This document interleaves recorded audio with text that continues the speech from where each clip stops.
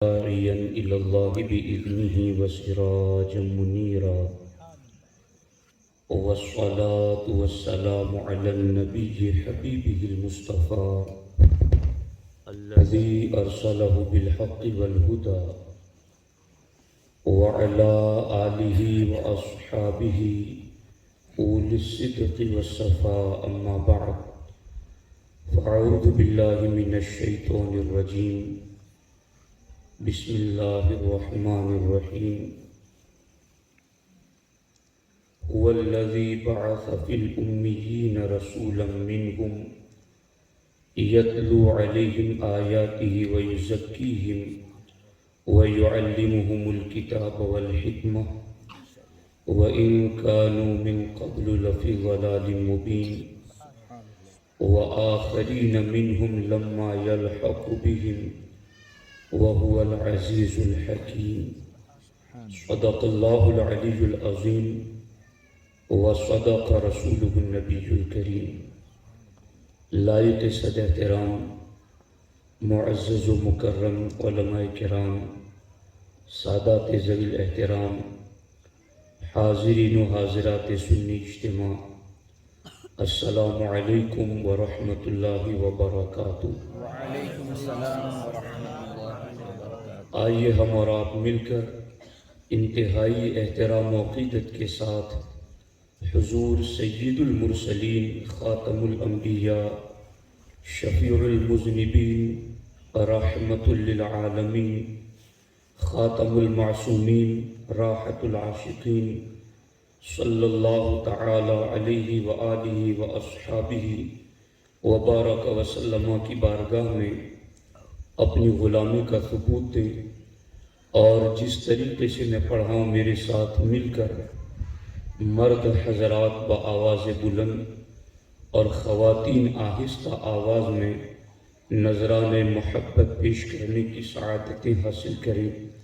الصلاة والسلام علیکہ یا رسول اللہ، الصلاۃ والسلام علیک یا رسول اللہ، الصلاة والسلام علیکہ یا حبیب اللہ، الصلاۃ والسلام علیک یا حبیب اللہ، الصلاة والسلام علیکہ یا نبی اللہ، الصلاۃ والسلام علیک یا نبی اللہ، وعلی آلک واصحابک یا نور اللہ، وعلی آلک واصحابک یا نور اللہ۔ صلی اللہ تعالی علیہ وسلم۔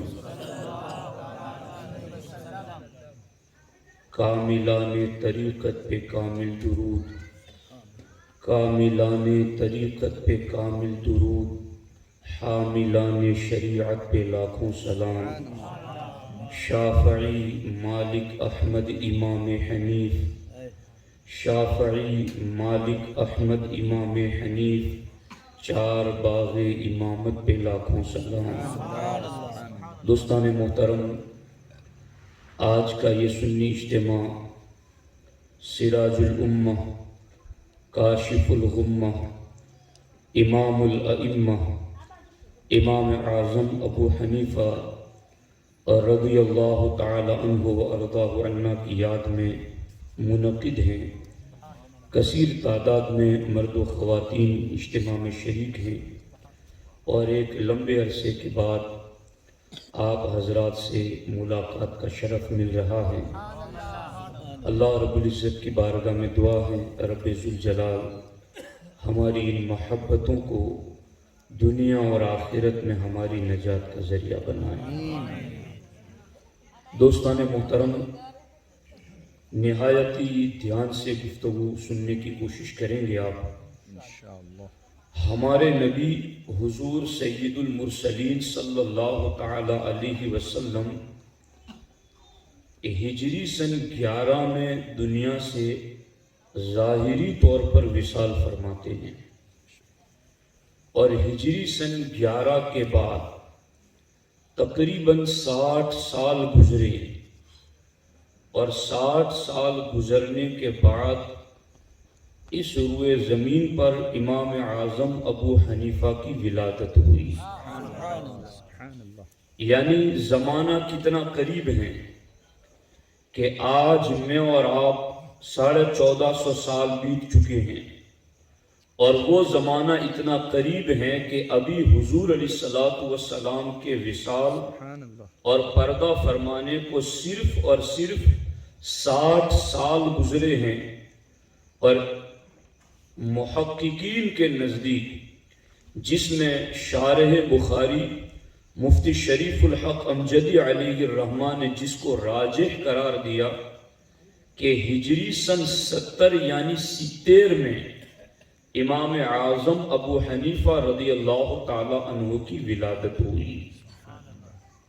ہمارا ایمان ہے اہل سنت و جماعت کا کہ ہمارے نبی علیہ الصلوۃ والسلام کو اللہ رب العزت نے قیامت تک کا سارا علم عطا فرمایا ہے، اور ہمارے نبی علیہ السلام نے خود فرمایا ہے کہ میں قیامت تک کے حالات کو یوں دیکھتا ہوں جیسے بندہ اپنے ہاتھ کی ہتھیلی کو دیکھتا ہے، میں یوں قیامت تک کے حالات کو دیکھتا ہوں۔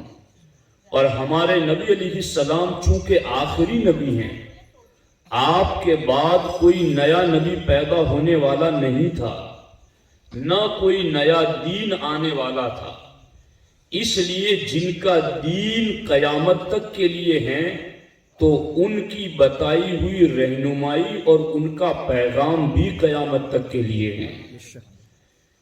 کوئی زمانہ ایسا نہیں گزرا کہ جس زمانے کے بارے میں ہمارے نبی علیہ السلام کی رہنمائی امت کے لیے موجود نہ ہو۔ بالخصوص آج جو میں بات بتانا چاہتا ہوں وہ یہ ہے کہ یوں تو امام اعظم ابو حنیفہ رضی اللہ تعالی عنہ ہمارے نبی کے پردہ فرما جانے کے 60 سال بعد پیدا ہوئے، مگر ہمارے نبی نے اپنی حیات ظاہری ہی میں امام اعظم ابو حنیفہ کی آمد کی خوشخبری عطا فرما دی۔ صحیح بخاری شریف، سیدنا ابو ہریرہ رضی اللہ تعالی عنہ اس حدیث کے راوی، ابو ہریرہ رضی اللہ تعالی عنہ روایت کرتے ہیں، کننا جلوسا عند النبی صلی اللہ علیہ وسلم، حضرت ابو ہریرہ فرماتے ہیں کہ ہم اللہ کے رسول صلی اللہ علیہ وسلم کی خدمت میں حاضر تھے، بیٹھے ہوئے تھے، نزلت سورۃ الجمعہ، اور اسی درمیان اللہ کے رسول صلی اللہ علیہ وسلم پر سورہ جمعہ نازل ہوئی،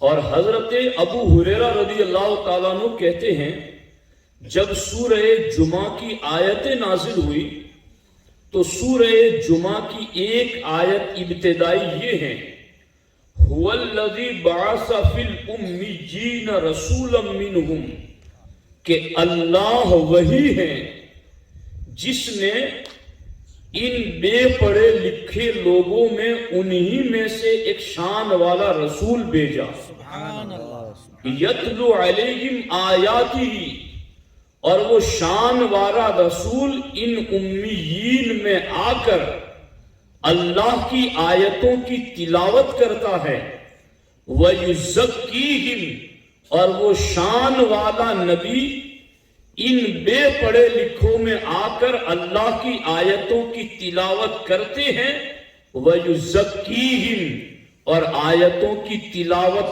کر کے ان کے باطن کو پاک کرتے ہیں، وَيُعَلِّمُهُمُ الْكِتَابَ وَالْحِكْمَةَ، اور انہیں کتاب و حکمت کی تعلیم دیتے ہیں، وَإِن كَانُوا مِن قَبْلُ لَفِي ضَلَالٍ مُبِينٍ، اگرچہ یہ لوگ پہلے کھلی ہوئی گمراہی میں تھے، مگر اللہ وہ ہے جس نے ان لوگوں میں اپنا رسول بھیجا، اور اس رسول نے اللہ کی آیتیں پڑھ پڑھ کر کے ان کے باطن کو بھی پاک کر دیا اور انہیں کتاب و حکمت کا علم بھی عطا فرما دیا۔ اتنی آیت کے بعد دوسری آیت یہ ہے، وَآخَرِينَ مِنْهُمْ لَمَّا يَلْحَقُ بِهِمْ، اور یہ نبی ان لوگوں کو بھی پاک کرتے ہیں اور ان لوگوں کو بھی کتاب و حکمت کا علم دیتے ہیں لما یلحق بہم جو ابھی پیدا نہیں ہوئے. سبحان اللہ سبحان اللہ یہ نبی انہیں بھی پاک کرتے ہیں, سبحان اللہ یہ نبی انہیں بھی کتاب و حکمت کا علم دیتے ہیں. سبحان اللہ کن کو؟ لما یلحق بہم جو ابھی پیدا نہیں ہوئے, بہت خوب جو ابھی آئے نہیں ہیں, یہ نبی انہیں بھی پاک کرتے ہیں, یہ نبی انہیں بھی کتاب و حکمت کی تعلیم دیتے ہیں. جب یہ آیت مبارکہ نازل ہوئی نا تو حضرت ابو ہریرہ رضی اللہ تعالیٰ عنہ کہتے ہیں قال رجل, تو ایک بندے نے اللہ کے رسول صلی اللہ علیہ وسلم کی بارگاہ میں عرض کی من ہاؤلائی یا رسول اللہ صلی اللہ علیہ وسلم, حضور یہ بات تو ہماری سمجھ میں آتی ہے کہ جو آپ کے سامنے بیٹھے ہیں آپ انہیں قرآن پڑھ کے پاک کرتے ہیں, آپ انہیں قرآن پڑھ کر کے کتاب و حکمت کا علم دیتے ہیں, لیکن قرآن کی اس آیت میں کون لوگ مراد ہیں جو ابھی پیدا نہیں ہوئے پھر بھی آپ انہیں پاک کرتے ہیں, سبحان اللہ جو ابھی پیدا نہیں ہوئے پھر بھی آپ انہیں کتاب و حکمت کا علم دیتے ہیں.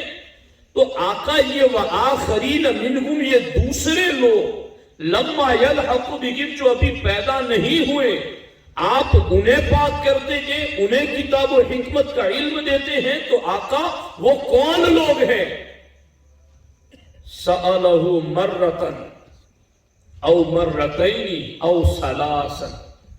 حضرت ابو ہریرہ رضی اللہ تعالیٰ عنہ کہتے ہیں اس شخص نے یہ سوال ہمارے نبی سے اسی مجلس میں 3 مرتبہ کیا. سبحان اللہ سبحان اللہ 3 مرتبہ انہوں نے پوچھا کہ من ہاؤلائی یا رسول اللہ صلی اللہ علیہ وسلم, کہ حضور یہ بعد والے کون ہیں جو پیدا نہیں ہوئے پھر بھی آپ انہیں پاک کر رہے ہیں, پیدا نہیں ہوئے اور آپ انہیں بھی کتاب و حکمت کا علم دے رہے ہیں. 3 مرتبہ یہ سوال کیا.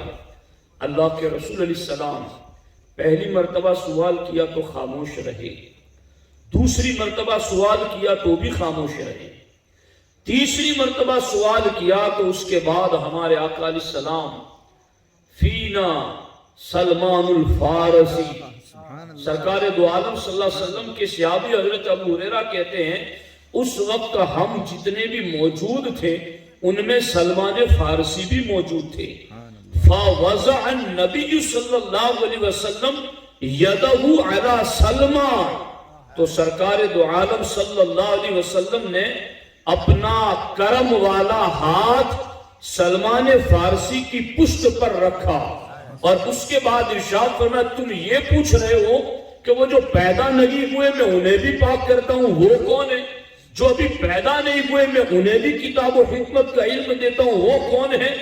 تو اب سنو یہ سلمان ہے لو کان الایمان عند الثریا لنالہ رجال من ہؤلاء, اور دوسری حدیث میں لو کان الدین عند الثریا لنالہ رجال من ہؤلاء, اور تیسری حدیث میں لو کان العلم عند الثریا لنالہ رجل من ہؤلاء.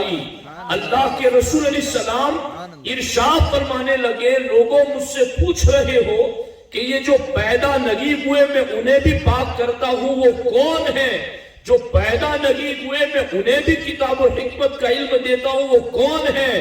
تو اے میرے غلاموں سن لو, ایمان سوریا ستارے کی بلندی پر ہوگا, دین سوریا ستارے کی بلندی پر ہوگا, علم سوریا ستارے کی بلندی پر ہوگا. تو سن لو وہ کون لوگ ہوں گے, وہ سلمان فارسی کے فارس کے رہنے والے ہوں گے جو علم ایمان اور دین کو سوریا ستارے کی بلندی سے بھی اتار لائیں گے اور میری امت کے سامنے بیان کر دیں گے. سبحان اللہ سبحان اللہ سبحان اللہ کے رسول علیہ السلام نے صحابہ کرام کے پوچھنے پر یہ جو سلمان فارسی کی پشت پر ہاتھ رکھ کر کے فارس کے رہنے والے مرد کی طرف اشارہ کیا کہ یہ جو تم پوچھ رہے ہو کہ جو پیدا نہیں ہوا پھر بھی میں اسے علم دے رہا ہوں, حکمت دے رہا ہوں, پھر بھی میں اسے پاک کر رہا ہوں, تو وہ کوئی اور نہیں کہ وہ فارس کا رہنے والا ہوگا. اب بخاری شریف کی اس حدیث کی شرح میں امام جلال الدین سیوطی نے تبییض الصحیفہ میں لکھا، اور امام ابن حجر ہیثمی مکی رحمت اللہ تعالی علیہ نے الخیرات الحسان کتاب میں لکھا کہ ہمارے نبی علیہ السلام نے سلمان فارسی کے کندھے پر ہاتھ رکھ کر کے جو پیدا نہیں ہوا اس کو علم دینے کی بشارت دی، جو پیدا نہیں ہوا اس کو حکمت دینے کی خوشخبری دی، جو پیدا نہیں ہوا اس کو پاک کرنے کی بشارت دی۔ امام سیوطی بھی کہتے ہیں اور امام ابن حجر ہیثمی مکی بھی کہتے ہیں کہ وہ فارس کا رہنے والا کوئی اور نہیں، وہ فارس کا رہنے والا امام اعظم ابو حنیفہ ہے۔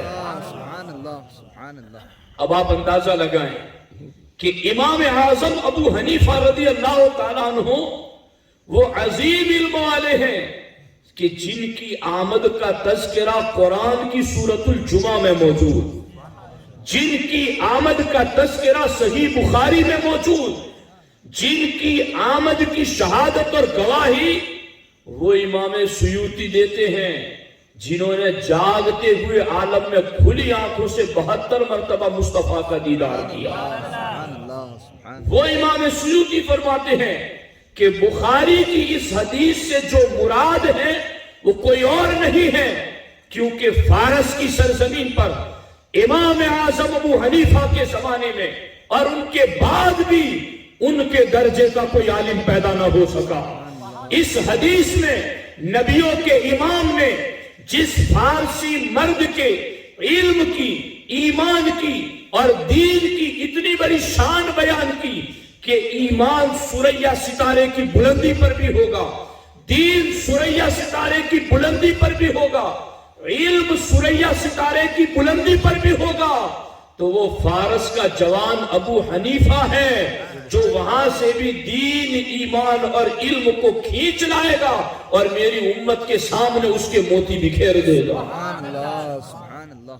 آپ اندازہ لگائیں، یہ ہے امام اعظم کی پیدائش کے 60-70 سال پہلے ہی ان کی آمد کے تذکرے ہو رہے ہیں۔ سبحان اللہ۔ اب آگے دیکھیں، علامہ شاہ تراب الحق قادری علیہ الرحمٰن نے اپنی کتاب میں اس روایت کو لکھا کہ اب غور کرنا، توجہ سے باتیں اصل میں سمجھنے کی ہیں اور دھیان دینے کی ہیں، محض تقریر کے طور پر نہیں کہ بات کر کے چلے جاؤ اور مجمع کو کوئی بات بھی سمجھ میں نہ آئے، تو پھر ایسا آنے جانے سے کوئی حاصل مجھے نظر نہیں آتا ہے۔ ایک بات میں نے آپ کو سمجھا دی، وہ آپ کے ذہن میں بیٹھ چکی۔ اب اگلی بات سنیے کہ امام اعظم ابو حنیفہ کے بارے میں سرکار نے فرمایا کہ ایمان، دین، علم سوریا کی ستارے بلندی پر ہوگا، تو یہ تو کوئی کہتا نا کہ بھائی وہ فلاں علم اور فلاں ہنر کے اسپیشلسٹ وہ امریکہ میں ہوتے، فلاں علم کے اسپیشلسٹ یہ برطانیہ میں ہوتے، فلاں علم کے اسپیشلسٹ یہ چین میں، جاپان میں ہوتے، تو اس کا علم پڑھنا ہے تو تمہیں وہاں جانا پڑے گا۔ ہمارے آقا فرماتے ہیں سب سے افضل چیز ایمان ہے، سب سے افضل چیز دین ہے، سب سے افضل چیز علم ہے۔ سرکار فرماتے وہ زمین پر تو کیا ستارے کی بلندی پر بھی ہوگا تو ابو حنیفہ اتار لائے گا، سبحان اللہ سبحان اللہ سبحان اللہ۔ وہاں بھی ہوگا تو ابو حنیفہ اتار لائے گا۔ تو اب غور کریں کہ جن کی آمد سے پہلے ان کے ایمان کی، ان کے دین کی، ان کے علم کی گواہی سرکار دے رہے ہوں۔ بے شک۔ اب آگے دیکھنا، ہمارے آقا علیہ السلام کی بارگاہ میں حضرت جبریل امین حاضر ہوتے ہیں اور بارگاہ رسالت میں عرض کرتے ہیں حضور حضرت لقمان کو اللہ نے کمال حکمت عطا فرمائی تھی۔ حضرت لقمان جن کے نام پر قرآن میں پوری سورہ لقمان، بے شک۔ اور قرآن کہتا وَلَقَدْ آتَيْنَا لُقْمَانَ الْحِكْمَةَ، سبحان اللہ فرماتا ہم نے لقمان کو حکمتیں عطا فرمائی۔ سبحان اللہ۔ اللہ کے رسول علیہ السلام نے لقمان کے بارے میں فرمایا کہ سوڈانیوں کی صحبت میں بیٹھو۔ سرکار دو عالم صلی اللہ علیہ وسلم فرماتے ہیں کہ سوڈانیوں کی صحبت اختیار کرو، کیونکہ ان میں 3 سردار ایسے گزرے ہیں جنہیں اللہ جنت میں بھی سرداری عطا فرمائے گا. اور سرکار دو عالم صلی اللہ علیہ وسلم نے ان 3 سودانی جنت میں ملنے والی سرداری جن کو ہیں ان کے ناموں میں پہلا نام حضرت لقمان کا ذکر فرمایا, دوسرا نام سرکار نے نجاشی کا ذکر فرمایا, اور تیسرا نام سرکار نے حضرت بلال حبشی کا ذکر فرمایا. ان جنت میں جنہیں سرداری ملنے والی ہے ان میں سے ایک لقمان حکیم ہے. حضرت جبریل بارگاہ رسالت علی صاحبہ الصلاۃ والسلام میں عرض کرتے ہیں حضور لقمان کو تو کمال حکمت اللہ نے دی تھی, وہ اپنے خرمن حکمت کا ایک دانہ بیان کرے تو پوری دنیا کی حکمتیں ہاتھ باندھے کھڑی ہو جائے. آپ کو یہ جملہ سمجھ میں نہیں آیا, میں سمجھاؤں گا.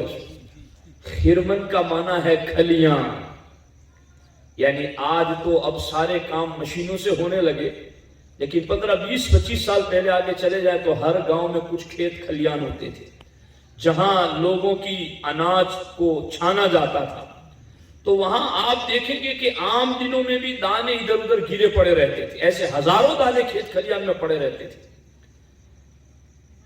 اللہ کے رسول علیہ السلام کی خدمت میں حضرت جبریل کہتے ہیں حضور لقمان کے پاس ایسی حکمتیں تھی کہ وہ اپنے خرمن حکمت یعنی اپنی حکمت کے کھلیان میں سے صرف ایک دانے بھر بھی حکمتیں بیان کرنے لگے تو پوری دنیا کی حکمتیں ہاتھ باندھے کھڑی ہو جائیں. آقا لقمان کو اللہ نے اتنی زیادہ حکمتیں دی تھی.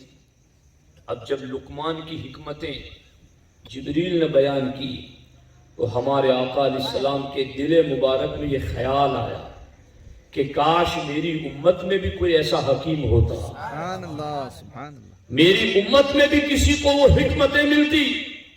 ابھی حضور کے دل میں خیال پیدا ہوا. ماں عائشہ صدیقہ فرماتی ہیں ما ارا ربک الا ان یسارع فی ہواک یا رسول اللہ صلی اللہ علیہ وسلم. ماں عائشہ صدیقہ فرماتی ہے میرے آقا میں رات دن آپ کے ساتھ رہتے, سفر و حضر میں آپ کے ساتھ رہتے, صبح و شام آپ کے ساتھ رہتی ہوں. آقا میں نے تو پوری زندگی میں بس یہی دیکھا کہ آپ کے دل میں جو خیال پیدا ہوتا ہے آپ کا رب اسے جلد پورا فرما دیتا ہے.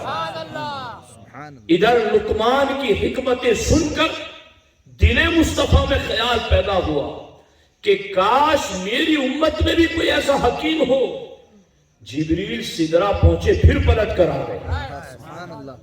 بے لقائے یار ان کو چین آ جاتا اگر بار بار یوں نہ آتے جبریل سدرا چھوڑ کر.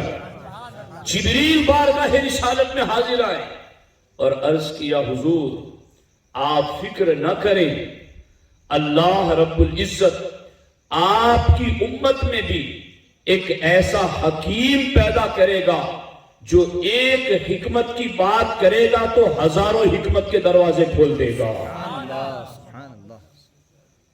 ادھر جب پوچھا تھا سورہ جمعہ نازل ہوئی کہ حضور وہ فارس کا وہ بعد میں آنے والا کون ہے, تو سرکار نے سلمان فارسی کے کندھے پر ہاتھ رکھا.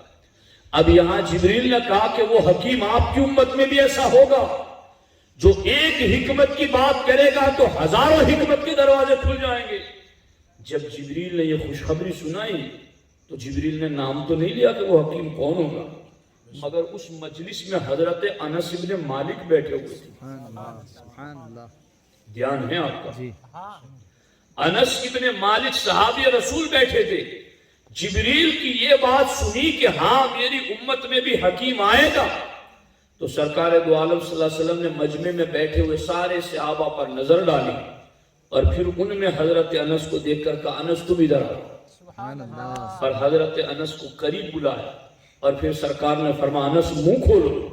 جب منہ کھولا تو سرکار نے اپنا لعاب دہن اپنا تھوک مبارک حضرت انس کی زبان پر رکھ دیا اور پھر میرے آقا نے کیا فرمایا, انس یہ میری امانت ہے تیرے پاس, ابو حنیفہ تک پہنچا دینا. سبحان اللہ سبحان اللہ, یہ میری امانت ہے تمہارے پاس, یہ ابو حنیفہ تک پہنچا دینا. سنیوں اس سے یہ بھی پتا چلا کہ میرے آقا جانتے تھے ان موجودین میں ابو حنیفہ سے ملاقات انس بن مالک کی ہوگی، وہاں تک یہ زندہ رہیں گے، ابو حنیفہ کی بھی ان سے ملاقات ہوگی، اور پھر انس بن مالک نے نبیوں کے امام کا وہ لعاب دہن امام اعظم ابو حنیفہ تک پہنچا دیا۔ اور فرمائیں جنہیں سرکار یہ کہے ایمان، دین، علم سریا کی بلندی پر ہوگا تو وہ بھی اتار لائے گا، اور جنہیں سرکار یہ فرمائے کہ لقمان حکیم کی حکمتیں میری امت میں ابو حنیفہ کو ملی، اور سرکار دو عالم صلی اللہ علیہ وسلم نے اپنا لعاب دہن، اللہ اکبر، یہ کمال کا لعاب دہن ہے۔ خیبر کی جنگ لڑنی تھی، مولا علی کی آنکھ میں لگا دیا یہ لعاب دہن، تو اتنی طاقت آ گئی مولا علی کے جسم میں کہ 70 بندے مل کر جو دروازہ اٹھا نہ سکے وہ مولا علی نے بائیں ہاتھ میں اٹھا لیا۔ سبحان اللہ، سبحان اللہ۔ جو لعاب دہن اتنی طاقت دیتا ہو، سرکار نے وہ لعاب دہن انس بن مالک کے ذریعہ ابو حنیفہ تک پہنچایا، تو پھر ابو حنیفہ کے سینے میں سرکار نے علم کے سمندر معجزن فرمایا۔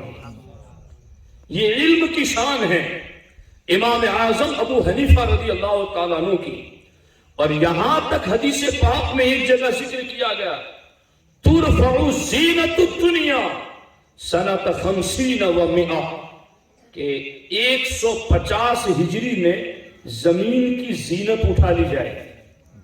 ہمارے آقا علیہ السلام کا فرمان کہ 150 ہجری میں زمین کی زینت اٹھا لی جائے گی، اور 150 ہجری میں ہی امام اعظم کا وصال ہوا۔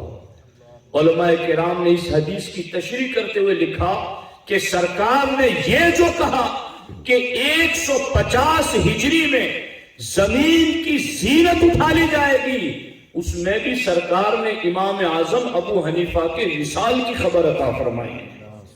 یعنی ابو حنیفہ تمہاری شان کتنی بلند ہے، تمہاری آمد کے چرچے بھی قرآن میں، تمہاری ولادت کے چرچے بھی حدیث میں، تمہارا دنیا سے جانے کا ذکر بھی سنت رسول میں۔ ابو حنیفہ وہ امام ہیں جنہوں نے اس پوری امت کو گمراہیت سے بچانے کے لیے، بھٹکنے سے بچانے کے لیے، بے راہ روی سے بچانے کے لیے خصوصی علم فقہ کو مدون کیا، اور اس کے وہ اصول اور ضوابط منظم کیے کہ جن اصولوں کی وجہ سے اب امت گمراہیت سے محفوظ ہو گئی ہیں۔ اس پر میں نہیں جاتا چونکہ یہ بہت مشکل بحثیں ہیں، اور وہ جو آپ کی سمجھ میں مشکل ہے ممکن ہے نہیں آ سکے گی، لیکن اب میں وہ باتیں کر رہا ہوں آپ کے سامنے جو آج کل ہمارے معاشرے کی ضرورت ہے، اور وہ امام اعظم کی سیرت کا حصہ ہیں، جہاں ہمارے امام کی اتنی بڑی شان ہے کہ قرآن میں، حدیث میں، محدثین کے اقوال میں ان کی شانیں بیان کی گئی ہیں، وہاں ان کی پاکیزہ سیرت کو ہم دیکھتے ہیں، ان کی پاکیزہ زندگی کو دیکھتے ہیں، تو آج بھی ان کی پاکیزہ زندگی ہمارے بگڑے ہوئے معاشرے کو رہنمائی عطا کرتی ہے۔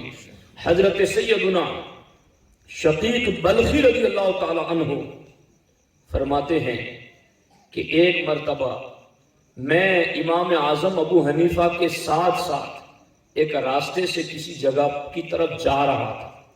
یہ بات دھیان سے سننا، شقیق بلخی فرماتے ہیں کہ میں امام اعظم کے ساتھ ایک راستے سے گزر رہا تھا، تو میں نے دیکھا کہ سامنے سے ایک آدمی آ رہا تھا، مگر جیسے ہی اس نے امام اعظم کو دیکھا وہ چھپنے لگا، اپنے آپ کو چھپانے لگا۔ امام اعظم ابو حنیفہ رضی اللہ تعالیٰ عنہ کی نظر اس پر پڑ گئی اور اس کو طلب فرمایا کہ ادھر آ۔ جب وہ قریب آیا تو امام اعظم ابو حنیفہ رضی اللہ تعالیٰ عنہ نے ارشاد فرمایا کہ تم کیوں چھپ رہے تھے اور کیوں راستہ بدل رہے تھے؟ جب امام اعظم نے یہ فرمایا تو اس نے کہا حضور ایک لمبی مدت ہو گئی میں نے آپ سے 10,000 درہم قرضے میں لیے تھے، مگر وہ ابھی تک میں ادا نہیں کر سکا۔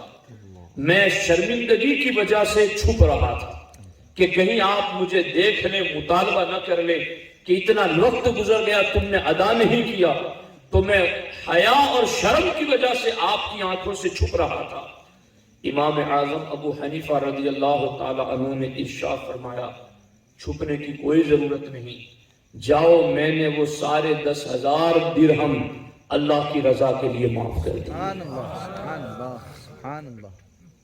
یہاں دو باتیں میں نے آپ کی خدمت میں عرض کرنی ہیں۔ مسلم معاشرہ اور مسلم سوسائٹی آج جس منزل سے گزر رہی ہے، دن بدن زوال اور ذلت کی طرف امت بڑھتی چلی جا رہی ہے۔ آخر اس زوال کو کیسے روکا جائے؟ آخر اس ذلت کو عزت میں کیسے تبدیل کیا جائے؟ تو سیرت امام اعظم ابو حنیفہ سننے والوں، ان کی سیرت کے ان گوشوں کو اپنی زندگی میں داخل کرو، اللہ ذلتوں کو عزت میں تبدیل کر دے گا، اللہ کمی کو بہتری میں تبدیل کر دے گا۔ آپ کہیں گے یہ کیسے؟ پہلی بات یاد رکھنا، مسلم معاشرے میں ہر دور میں مسلمان دو پوزیشنوں میں رہے ہیں۔ ایک وہ ہیں جنہیں اللہ نے مال و دولت سرمایہ دیا ہے، اور بعض مسلمان وہ ہیں جو کمزور ہیں، تنگ دست ہیں، غریب ہیں، مفلس ہیں۔ یہ دونوں کیٹیگری کے لوگ مسلم معاشرے اور مسلم سوسائٹی میں ہر دور میں رہے ہیں۔ اب ہمارے نبی کا فرمان سنو، اللہ کے رسول علیہ السلام ارشاد فرماتے ہیں کل قرض صدقۃ۔ اللہ کے رسول علیہ السلام فرماتے ایک مومن دوسرے مومن کو قرضہ دے گا تو اللہ اسے صدقے کا ثواب عطا فرمائے گا۔ سبحان اللہ سبحان اللہ۔ اور ایسا نہیں ہے کہ آپ نے 10,000 دیے تو 10,000 ایک صدقہ ہوا۔ ہمارے آقا علیہ السلام نے دوسری حدیث میں فرمایا کہ اگر تم نے مثال کے طور پر 10,000 روپے صدقے میں قرضے کے طور پر دیے اور 1 سال یا 1 مہینے یا چند مہینوں کی مہلت پر دیے کہ یہ 10,000 میں نے تمہیں قرضہ دیا، 6 مہینے کے بعد تم مجھے واپس کر دینا، ہمارے نبی علیہ السلام فرماتے ہیں یہ 10,000 دیے ہوئے ہر دن اس کو 10,000 صدقہ کرنے کا رب ثواب عطا فرمائے گا۔ سبحان اللہ روزانہ وہ دیے ہوئے 10,000 جو قرض دیا ہوا ہے ایک مسلمان کو، اس 10,000 دیے ہوئے پر اللہ روزانہ اس کو 10,000 صدقے کا ثواب عطا فرمائے گا۔ اور ہمارے آقا علیہ السلام فرماتے ہیں اگر اس کی مدت ختم ہو جائے، 2 مہینے، 4 مہینے، 6 مہینے، سال، مدت ختم ہو جائے اور پھر تم اس کی اگر مدت بڑھا دو تو اللہ پھر وہی اجر و ثواب جاری فرما دے، پھر وہی روٹین روز کے مطابق جو تھا پھر وہی شروع ہو جائے۔ اسی لیے ہمارے نبی علیہ السلام معراج کی رات جا کر آئے آسمانوں پر، جنت کو دیکھ کر تو سرکار نے فرمایا میں نے جنت کے گیٹ پر یہ لکھے ہوئے دیکھا ہے کہ جس نے کسی کو 1 روپیہ دے دیا اس کا ثواب 10 گنا ہے، اور جس نے کسی کو قرض دیا تو اس کا ثواب 18 گنا ہے۔ سبحان اللہ سبحان اللہ۔ 18 گنا ثواب ہے۔ پوچھا گیا حضور وہ 1 روپیہ تو اس کو دے ہی دیا تھا تو اس میں ثواب زیادہ ہونا چاہیے؟ سرکار نے فرمایا وہ تم نے دیا، اس کو چاہے ضرورت تھی یا نہیں تھی وہ تم نے دے دیا، مگر قرض مانگنے والا مسلمان تم سے ضرورت کی وجہ سے مانگ رہا ہے، اب تم اس کی جو مدد کر رہے ہو تو اس پر ثواب رب تمہیں 18 گنا زیادہ عطا فرمائے گا۔ سبحان اللہ سبحان اللہ۔ آپ غور فرمائیں، یہ ہے وہ چیز جو چیز امت کے غریبوں سے غربت ختم کر سکتی ہے، یہ ہے وہ چیز جو امت کے مفلسوں سے مفلسی ختم کر سکتی ہے۔ اور امام اعظم ابو حنیفہ رضی اللہ تعالیٰ عنہ کے نقش قدم پر چلو، آپ نے قرض جس کو دیا تھا اس کو معاف بھی کر دیا۔ ہمارے آقا علیہ الصلوۃ والسلام سے صحابہ نے پوچھا حضور ہم کیا کریں کہ جہنم کی آگ سے بچ جائیں، ہم کیا کریں کہ جہنم کی تپش سے بچ جائیں، ہم کیا کریں کہ جہنم کی لو لگنے سے بچ جائیں؟ تو ہمارے آقا علیہ السلام نے ارشاد فرمایا تم تنگ دست کو مہلت دو، اور اگر کسی مسلمان کا قرضہ ہو تو اپنی طاقت ہو تو معاف کر دو، یا معاف نہ کر سکو تو کمی کر دو، اور کمی نہ کر سکو تو اسے مہلت دو۔ اگر تم یہ تین کام میری امت کے غریب کو قرض دے کر کرو گے تو میرا رب قیامت کے دن تمہیں جہنم سے محفوظ فرما دے گا۔ سبحان اللہ سبحان اللہ سبحان اللہ، ماشاء اللہ، تمہیں لو نہیں لگنے دے گا جہنم کی، سبحان اللہ، تمہیں تپش نہیں لگنے دے گا جہنم کی، تمہیں جہنم میں گرنے نہیں دے گا میرا رب۔ کب؟ جبکہ ایک تنگ دست مسلمان نے تم سے قرض لیا تھا اور اب تمہاری طاقت میں تھا کہ چلو 10,000 تم کو دیا تھا، اب 8,000 دے دینا، چلو 2,000 کم کر دو، 5,000 دے دینا، 5,000 کم کر دو، یا پھر یہ کہ پورا ہی معاف کر دو، یا پھر یہ کہ تم معاف نہ کر سکو، تم کم بھی نہ کر سکو، تو سرکار نے فرمایا اس کو مہلت تو دو، اس کے لیے گنجائش تو رکھو۔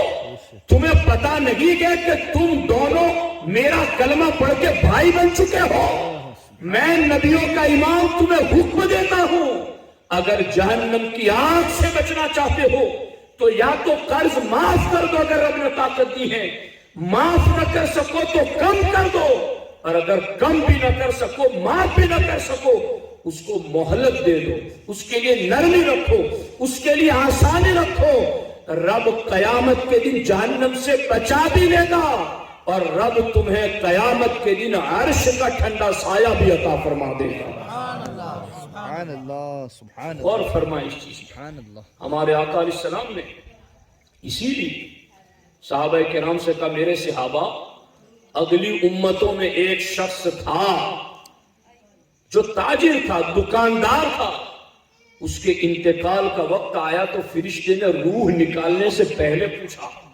بتا تجھے کوئی تیرا نیک عمل یاد ہے؟ تجھے تیرا کوئی نیک عمل یاد ہے؟ بتا میں تیری روح نکالنے میں آسانی کروں۔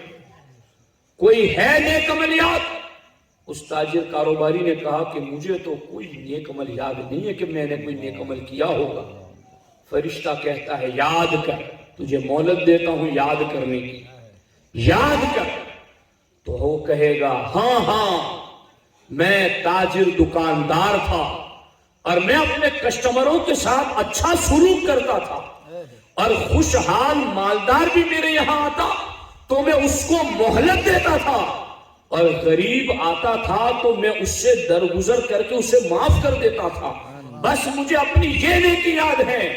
اللہ کے رسول علیہ السلام فرماتے ہیں اس نے جیسے ہی اپنی یہ نیکی سنائی کہ غریب دکان پر آتا تھا تو میں اس کو درگزر کر کے معاف کر دیتا تھا، غیب سے آواز آئی فرشتے کو، اے فرشتے جو بندہ ہو کر میرے بندوں کو معاف کرتا تھا میں رب بھی اسے معاف کر دیتا ہوں۔ سبحان اللہ سبحان اللہ، اس کو معاف کر دیا۔ سبحان اللہ، آپ غور فرمائیں آج ہماری پوزیشن کیا ہے، آج ہمارے حالات کیا؟ میں ایک رخ پر بات نہیں کروں گا، تینوں رخ پر بات کروں گا، لیکن پہلا رخ میں آپ کو سمجھا رہا ہوں کہ امام اعظم ابو حنیفہ رضی اللہ تعالیٰ عنہ نے قرض مانگنے والے کو قرض دیا بھی، اس کو مہلت بھی دی، اس کو گنجائش بھی دی، اور پھر اس کو شرمندگی ہوئی تو امام اعظم نے اس دور کے 10,000 جیسی بڑی رقم کو پل بھر میں معاف بھی فرما دی۔ سبحان اللہ سبحان اللہ، یہ امام اعظم کی سیرت ہے ہمارے سامنے، ہم کہاں کھڑے ہیں؟ اب اس سلسلے میں آپ یہ بھی کہہ سکتے ہیں جو دوسرا رخ ہے اس بات کا کہ مولانا اب کسی کو قرضہ ہی کیا دے، کوئی واپس ہی نہیں کر رہا ہے، تو اب وہ لوگ سنیں کہ جو قرض اس نیت سے ہی لیتے ہیں کہ ہم نے واپس کب دینا ہے۔ ہمارے آقا علیہ الصلوۃ والسلام ارشاد فرماتے ہیں کہ جس نے قرض اس نیت سے لیا کہ وہ واپس نہیں کرے گا، سرکار فرماتے ہیں وہ قیامت کے دن قبر سے اٹھے گا تو چور بن کر کے اٹھے گا، وہ قیامت کے دن قبر سے اٹھے گا تو خائن بن کر کے اٹھے گا، اور خیانت کرنے والا جہنم میں جائے گا۔ اور ہمارے آقا فرماتے ہیں جو اس نیت سے قرض لیتا ہے کہ میں نے واپس نہیں لوٹانا، قیامت کے دن اس کی نیکیاں جس سے قرض لیا ہے اس کو دے دی جائے، اور اگر نیکیاں نہیں ہوگی تو جس کا قرض لیا تھا اس کے گناہ اس کے سر ڈال دیے جائیں۔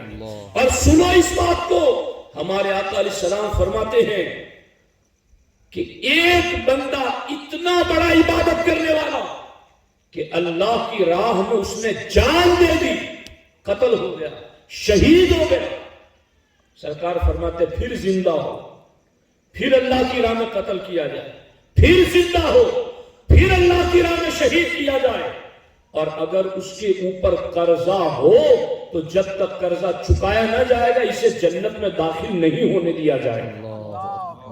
جو تین مرتبہ دنیا میں آ کر جان دے خدا کے نام پر، اپنے جسم کو قربان کر دے خدا کے نام پر، مگر اس کے باوجود اگر اس کا قرض جو تھا وہ اس نے ادا نہیں کیا یا اس کے بعد والوں نے ادا نہیں کیا تو اللہ تبارک و تعالی اس کو جنت میں جانے سے روک دے گا، اسے جنت میں داخل نہیں ہونے دے گا۔ آپ اندازہ فرمائیں۔ تو یہ مسلمانوں کی بھی پوزیشن ہے کہ اب انہیں قرض بھی کون دے، کیونکہ ان کے رویے ہی ایسے بن گئے ہیں کہ بندہ دینے کے بعد پھر لینے کے لیے چکر لگا، دینے کے بعد لینے کے لیے لڑائی کرنی پڑتی ہے، دے کر کے بندہ پھر دشمنی مول لیتا ہے، دے کر کے رشتے خراب کرتا ہے، دے کر کے پولیس اسٹیشن کے چکر لگاتا ہے۔ ان لوگوں کی غلط عادتوں کی وجہ سے سرمایہ دار مسلمانوں نے ان غریبوں کو قرضہ دینا بھی بند کر دیا۔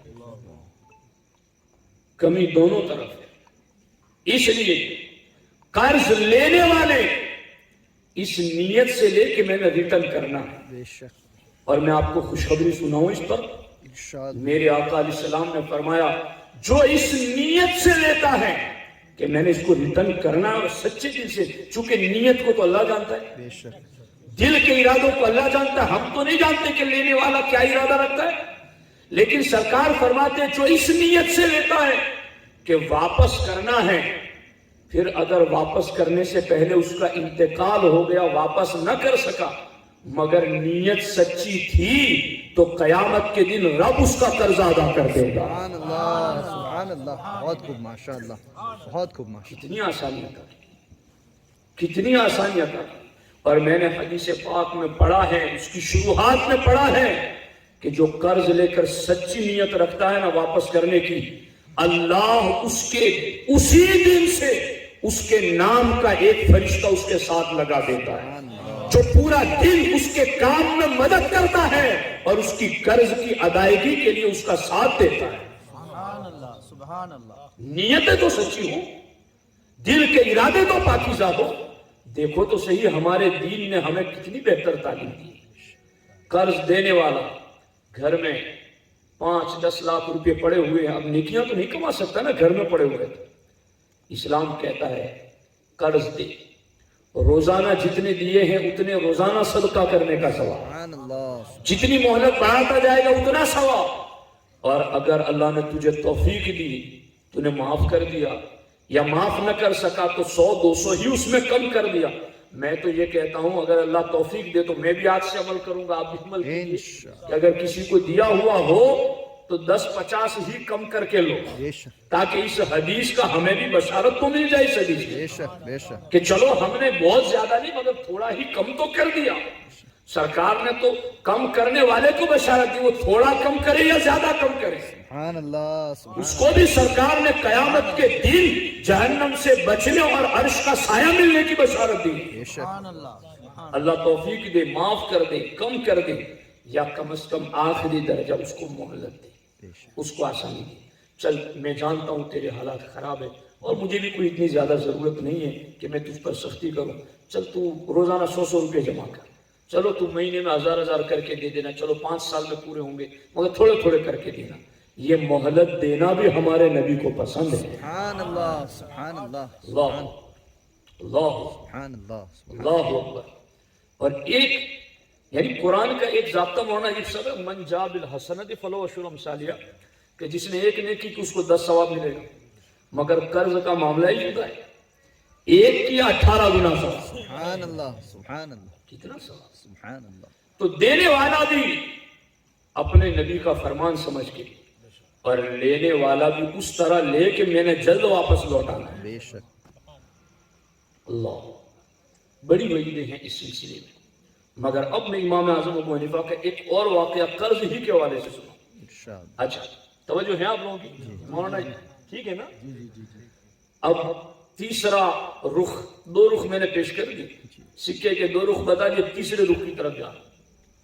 ہمارے آقا علیہ السلام نے فرمایا کل قرض جر منفعتا فہو ربا۔ سرکار نے فرمایا ہر وہ قرض جس سے نفع اٹھایا جائے وہ سود ہے۔ اللہ اکبر۔ قرض دینے کو تو دے دیا 50,000 لاکھ روپے، مگر اب اس سے کام لیا جا رہا ہے۔ اللہ اکبر۔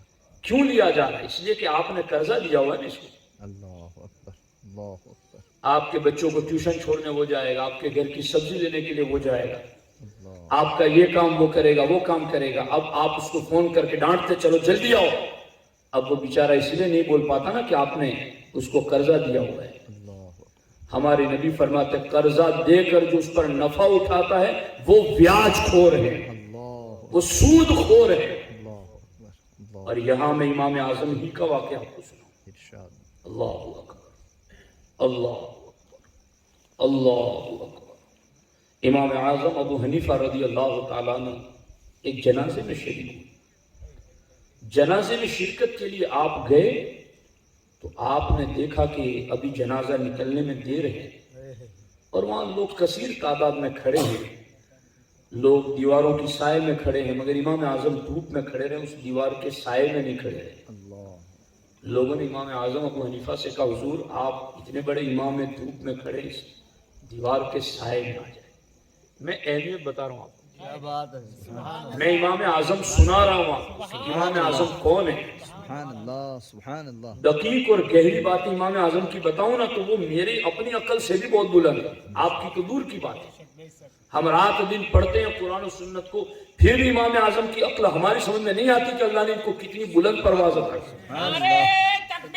اللہ اکبر، یا یا رسول اللہ، تو زندہ باد۔ دوستان محترم، تو میں ان باتوں کی طرف نہیں جا رہا، لیکن جہاں امام اعظم کا علم فقہ میں کوئی ثانی نہیں نا، تو ان کی سیرت میں بھی کوئی ان کا ثانی نظر نہیں آتا۔ اللہ سبحان اللہ۔ یہ اپنے دور کے ایسے یکتا سیرت رسول علیہ السلام کے حامل اور سیرت مصطفیٰ اور کردار مصطفیٰ پر عمل کرنے والے۔ اللہ اکبر۔ امام اعظم سے کہا کہ حضور دھوپ ہے، لوگ سائے میں کھڑے، آپ بھی سائے میں آ جائیں۔ امام اعظم فرماتے ہیں کہ اس دیوار کا جو سایہ ہے، اس دیوار کے مالک کو میں نے قرضہ دیا ہوا ہے، اور اس کی دیوار کے سائے سے فائدہ اٹھانا بھی میں سود سمجھتا ہوں، اس لیے مجھے دھوپ میں کھڑے رہنا پسند ہے، میں اس کی دیوار کے سائے میں کھڑا رہنا پسند نہیں کرتا۔ سبحان اللہ، سبحان اللہ، سبحان اللہ، غور کر، امام اعظم کی شان پہ غور کر۔ سبحان اللہ۔ اور اب تیسری بات، چوتھا رخ، اس لیے قرض اگر خدا توفیق دے تو اپنے نبی کی فرمان پر عمل کی نیت سے دو جتنا بھی ہو سکے، بے شک۔ اور لینے والا بھی حضور کے فرمان کے مطابق لے اور دینے کی نیت رکھے۔ اور تیسری صورت کہ دیا ہے تو اب اس پر فائدہ مت اٹھاؤ۔ میں وہ لفظ میری زبان بولنے سے حیا آتی ہے مجھے کہ میں بول نہیں پاتا کہ لوگ قرض دے کر کے کہاں کہاں تک کا نفع اٹھاتے ہیں۔ اللہ مجھے شرم کی وجہ سے میں وہ لفظ نہیں بول پاتا جس کو آپ سمجھ سکتے ہو۔ ڈرو، خدا کا خوف رکھو، کیا کر رہے ہو، کس امام کو ماننے والے اور کدھر جا رہے ہو۔ نماز میں اگر انہوں نے یہ کہا ہے کہ ناف کے نیچے ہاتھ باندھنا ہے، یوں ہاتھ اٹھانا ہے، تو یہ بھی تو انہوں نے ہی بتایا ہے نا کہ جس کو قرض دو اس سے نفع مت اٹھاؤ۔ بے شک۔ کہاں کہاں تک لوگ گھناؤنی حرکتوں تک چلے جاتے ہیں۔ یہ ہے امام اعظم ابو حنیفہ کے ماننے والے۔ اب چوتھا رخ دیکھو، امام اعظم ابو حنیفہ رضی اللہ تعالیٰ عنہ نے ایک مجوسی کو قرض دیا ہوا تھا۔ دیکھو نرمی کا اور شفقت کا انداز دیکھو۔ اور میں تو اپنے آپ میں ان باتوں کو سناتے سناتے یہ محسوس کرتا ہوں ساتھیوں میں نے بھی ایک دن اس دنیا سے چلے جانا اور آپ نے بھی بالیقین چلے جانا، کوئی نہیں رہ گیا ہمیشہ. لیکن یہ پاکیزہ نور نور باتیں اگر ان پر عمل کر لیا نا تو کل ہمارا ذکر اچھے لفظوں میں کسی نیک آدمی کی زبان پر آ سکے. سبحان اللہ سبحان اللہ. صالحین کی زبان پر اچھا نام سے ذکر آنا، میں اس کو بھی بہت خوش قسمتی سمجھتا ہوں سبحان اللہ کہ کوئی نیک آدمی تمہیں اچھی بات سے یاد کر لے. سبحان اللہ. اللہ اللہ اللہ اکبر. امام اعظم نے ایک مجوسی کو قرض دیا ہوا تھا اور آپ قرض لینے کے لیے اس کے مکان پر گئے. راستے میں چلتے ہوئے آپ کے پاؤں میں جو جوتا تھا اس میں کچھ کیچڑ لگ گئی. آپ جب اس کے مکان کے قریب پہنچ گئے تو آپ نے سوچا کہ اب میں مکان، میری منزل جو ہے میں آ چکی ہوں. تو آپ نے وہاں جوتے اتارے اور آپ نے اپنے جوتوں میں لگے ہوئے کیچڑ کو صاف کیا. صاف کرنے لگے تو کیچڑ تھوڑا اڑ کر کے اس کی دیوار پر لگ گیا. اب امام اعظم پریشان کہ یہ کیچڑ میرے قرض مانگنے والے کی دیوار پر لگ گیا، اب کیا کریں. اللہ اکبر. یعنی گہرائی سمجھو کہ کیچڑ اس کی دیوار پر لگا جس کے پاس میرا قرضہ لینا ہے.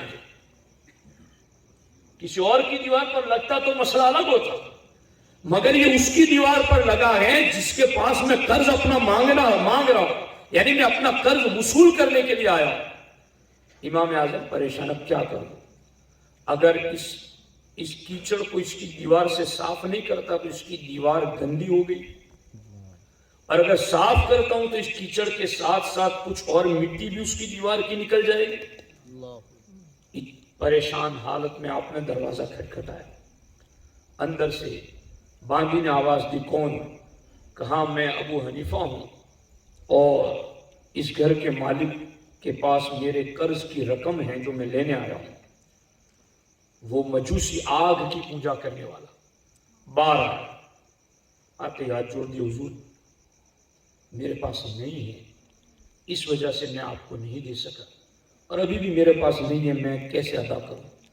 وہ یہ باتیں کر رہا تھا تو امام اعظم نے فرمایا کہ قرض کا مسئلہ چھوڑو، میں ایک دوسری پریشانی میں ہوں. کہا وہ کیا پریشانی ہے؟ کہا میرے جوتے کا کیچڑ تیری دیوار پر لگ گیا ہے، میں اس پریشانی میں ہوں کہ اگر یہ کیچڑ نہیں چھڑاتا تو تیری دیوار گندی ہو گئی، اور کیچڑ صاف کرتا ہوں تو تیری دیوار کی کچھ مٹی بھی اکھڑ جائے گی، تو اب میں کیا کروں، میں اس پریشانی میں ہوں. اس مجوسی نے کہا اے اسلام کے امام، دیوار کا کیچڑ بعد میں صاف کرے، پہلے میرے دل کا کیچڑ صاف کرے. نعرہ تکبیر، اللہ اکبر. نعرہ رسالت، نعرہ رسالت. جشن امام اعظم ابو حنیفہ، جشن امام اعظم. سبحان اللہ سبحان اللہ. محترم وہ کلمہ پڑھ کے مسلمان ہو گئے. سبحان اللہ. یہ اسلام کی نور نور تعلیمات، یہ اسلام کی پاکیزہ تعلیمات. اب اگر کاش ان تعلیمات کو اگر جسم کی صورت ملتی نا تو یہ جسم بہت خوبصورت ہوتا، اور یہ تعلیمات آج اگر کسی جسم میں آ جائے تو وہ جسم بھی بہت خوبصورت ہے. میرے پاس وہ طاقت نہیں کہ میں ان تعلیمات کو مجسم شکل میں تمہیں دکھا سکوں، لیکن میں تمہیں امام اعظم کی سیرت دکھا رہا ہوں کہ یہ تعلیمات اس وجود میں جمع تھی تو وہ اتنا پاکیزہ تھا کہ رب نے اسے 100 مرتبہ اپنا دیدار عطا فرمایا. 100 مرتبہ امام اعظم نے اپنے رب کو دیکھا خواب کے عالم میں، چونکہ یہ ساری نور نور تعلیمات ان کی زندگی میں آ چکی تھی. امام اعظم وہ ہیں جنہوں نے 40 سال تک عشاء کے وضو سے فجر کی نماز پڑھی. امام اعظم وہ گئے جو رات میں 1 رکعت میں پورا قرآن ختم کرتے تھے. امام اعظم وہ ہیں کہ جس جگہ امام اعظم کا انتقال اور وصال ہوا اس جگہ آپ نے 70,000 مرتبہ قرآن ختم کیا. دوست آج اس قرآن سے ہم دور ہیں، آج اس نماز سے ہم دور ہیں، آج ان کی تعلیمات سے ہم دور ہیں. کچھ سوچو اور غور کرو. میری گفتگو کا ایک حصہ یہ تھا اور اب ایک دوسرا حصہ اگر میں شروع کر دوں گا تو پونا گھنٹہ اس پہ لگے گا، اور وہ حصہ ہے امام اعظم کی تجارت۔ سبحان اللہ سبحان اللہ۔ اب مولانا ایوب صاحب بڑی آزمائش میں ہیں کہ مولانا ظہیر صاحب گفتگو ختم کریں تو یہ بڑا ہو جائے گا، تو اب مجھے ان کا بھی لحاظ رکھنا ہے، یہ ہمارے امام ہیں الحمدللہ۔ لیکن میں دو باتیں اس حوالے سے بھی امام اعظم کی عرض کر دیتا ہوں ارشاد ارشاد۔ کہ کئی مسلمان کاروباری ہیں، تاجر ہیں، دکاندار ہیں، اللہ آپ سبوں کی رزق میں برکتیں دیں۔ آمین۔ میرے امام کی دو باتیں میں آپ کو سنا دیتا ہوں۔ امام اعظم ابو حنیفہ رضی اللہ تعالی عنہ اپنے وقت کے بہت بڑے تاجر تھے، آپ ریشم کے کپڑوں کی تجارت کرتے تھے، اور امام اعظم ابو حنیفہ نے اپنی پوری تجارت میں کبھی کسی کسٹمر کی لا علمی کا اور کبھی کسی کسٹمر کے دیہاتی ہونے کا فائدہ نہیں اٹھایا سبحان اللہ کہ یہ گاؤں کا رہنے والا، اس کو کچھ پتا نہیں، لاؤ اس کو یہ چیز اتنے میں مار دو، اللہ اکبر۔ اور یہ اس کو لا علم ہے، یہ اگرچہ شہر کا رہنے والا، اس کو پتا نہیں کہ اس کو لگا دو اتنے میں۔ امام اعظم کی خدمت میں ایک عورت آئی اپنا ریشمی کپڑا بیچنے کے لیے، اس نے کہا حضور میں بیچنے کے لیے آئی ہوں، آپ اسے خرید لیں۔ امام اعظم نے فرمایا کتنے میں بیچوں؟ کہا 100 درہم میں۔ امام اعظم نے فرمایا نہیں، یہ تو 100 درہم کا نہیں، یہ تو اس سے زیادہ قیمتی ہے۔ تو اس عورت نے کہا پھر 200 درہم دے دیجیے۔ امام اعظم نے فرمایا یہ تو 200 درہم سے بھی زیادہ قیمتی کپڑا ہے۔ سبحان اللہ تو اس عورت نے کہا کہ 300 درہم دے دیجیے۔ امام اعظم نے کہا یہ 300 درہم سے بھی زیادہ قیمتی ہیں۔ اس عورت نے کہا کہ 400 دے دیجیے۔ امام اعظم نے کہا یہ 400 سے بھی زیادہ قیمتی ہیں۔ سبحان اللہ۔ اب اس عورت کو ایسا لگنے لگا کہ یہ مجھ سے مذاق کر رہے ہیں۔ اس نے کہا آپ اتنے بڑے امام ہیں، مجھ سے مذاق کر رہے ہیں؟ امام اعظم ابو حنیفہ نے فرمایا مائی میں تم سے مذاق نہیں کر رہا ہوں، لو یہ تمہارے کپڑے کے 500 درہم۔ سبحان اللہ سبحان اللہ 500 درہم دی اور وہ کپڑا دی۔ سبحان اللہ۔ تاجروں، کسی کی نادانی کا ناجائز فائدہ مت اٹھاؤ، بے شک بے شک۔ یہ امام اعظم کا کردار ہمیں دعوت دے رہا ہے۔ یہ تو ایک عورت کپڑا بیچنے آئی تھی، ایک عورت خریدنے آئی، اور امام اعظم ابو حنیفہ رضی اللہ تعالیٰ عنہ کی بارگاہ میں آ کر اس نے کہا حضور آپ کے پاس یہ جو کپڑا ہے یہ مجھے آپ اتنی قیمت میں دے دے جتنی قیمت میں آپ نے خریدا ہے۔ امام اعظم نے فرمایا چل 4 درہم دے دے اور لے جائے کپڑا۔ اس نے کہا آپ مذاق کیوں کر رہے ہیں؟ یعنی وہ اتنا قیمتی کپڑا ہوگا کہ جس کی وجہ سے وہ عورت سامنے خریدنے والی بھی یہ سمجھ رہی تھی کہ یہ 4 درہم کا نہیں ہوگا۔ جب امام اعظم ابو حنیفہ رضی اللہ تعالی عنہ نے کہا کہ 4 درہم دے دو یہ کپڑا لے جاؤ، تو اس نے کہا کہ آپ مجھ سے مذاق تو نہ کریں۔ تو امام اعظم ابو حنیفہ رضی اللہ تعالی عنہ نے فرمایا کہ میں نے یہ کپڑا اور ایک ابھی بیچا، ان دونوں کپڑوں کو میں نے خریدا تھا، اس میں سے جو پہلے والا کپڑا میرا گیا اس کو میں نے 2 درہم جس قیمت سے خریدا تھا اس سے 2 درہم کم میں بیچا ہے، اور یہ جو کپڑا جو تمہیں 4 درہم میں بیچ رہا ہوں یہ 4 درہم ہی کا میں نے خریدا ہے اور میں تمہیں 4 درہم ہی میں بیچ رہا ہوں۔ یعنی یہ میں تم سے مذاق نہیں کر رہا ہوں، یہ واقعی میں مجھے جتنے میں پڑا ہے میں اتنے میں ہی تمہیں دے رہا ہوں۔ تو وہ عورت جو آ کر کے سوال کر رہی ہے کہ آپ میں کمزور ہوں، غریب ہوں، میرے پاس زیادہ نہیں ہے، آپ مجھ سے زیادہ نہ کمائیں، جتنے میں پڑا ہو اتنے میں دے دیں۔ تو امام اعظم نے وہ 4 درہم میں پڑا تھا جو کپڑا، وہ عورت خود سمجھتی تھی کہ یہ 4 درہم کا نہیں ہوگا، پھر بھی امام اعظم نے 4 درہم میں وہ کپڑا اس کو عطا فرما دیا۔